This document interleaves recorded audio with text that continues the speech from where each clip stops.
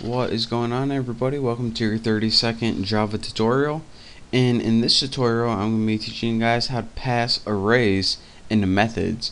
Now, I taught you guys how to make basic methods, and I also taught you guys how to use simple variables in methods, but arrays can be a little tricky, so that's what I'm going to teach you guys how to do this time. So before we start passing arrays into methods, we actually need an array. So let's go ahead and make one again called Bucky, and just make your array initializer and put 3, 4, 5, 6, 7. Might as well. And that's that for now. So now that we have an array, we actually need to build a method to do something to this. So here's your main method right now. So go outside your main method, and again, make sure you're inside of your class but outside your main method, and go ahead and type public static void, and then name your method. I'm just gonna name my change because I'm gonna want to change my array. Now what you need here is the type and your local like how we built a variable last time. You want to do the same thing, but instead of having just a variable name, you want to put those square brackets over it, and that says that alright, we're going to be building a method here, and it's going to take a parameter of one array. So make sure you name a variable, which is actually an array, and add those square brackets, and that's how you tell that you're going to be putting an array in here. Next, go ahead and let's add something so we can put in our method that we just built. So in this method, what do we want to do to change our array? Let's just say we want to take all the values in our array and add 5 to them. Just add something real simple so I can show you guys. So just add a basic for loop to loop through it.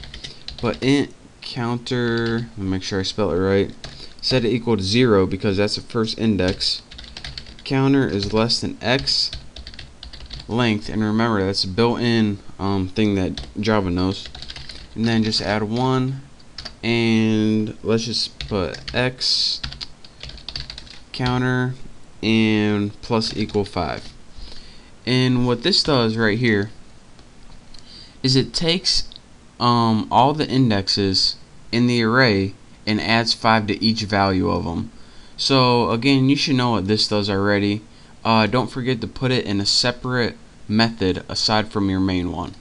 So now that we got a separate method built, and again, the most important thing probably in this tutorial is in this parameter, in this method, make sure to have an array instead of just a regular variable.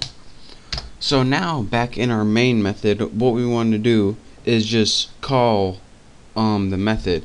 So how you do this is put the method name, and in your parentheses go ahead and write the array name. So mine is Bucky.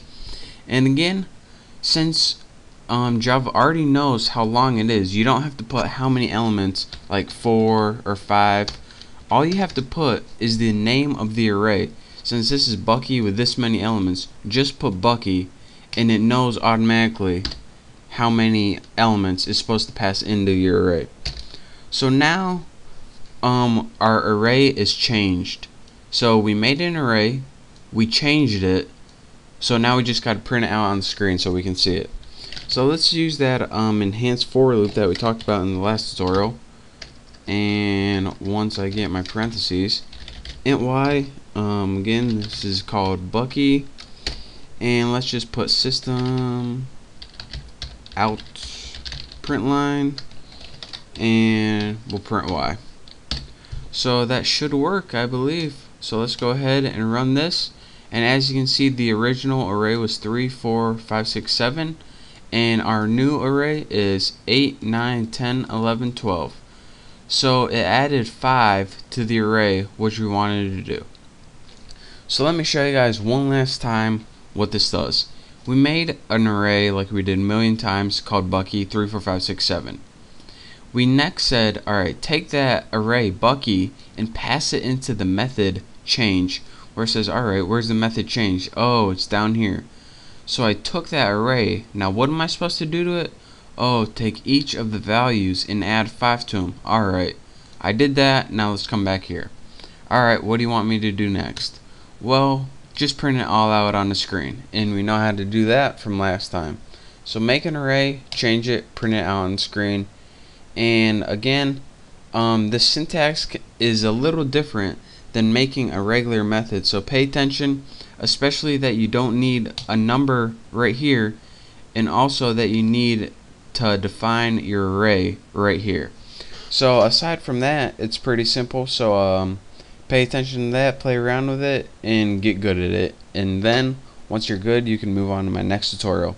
So thank you guys for watching. I hope you learned at least some of this. Don't forget to subscribe to my channel, and I'll see you next time.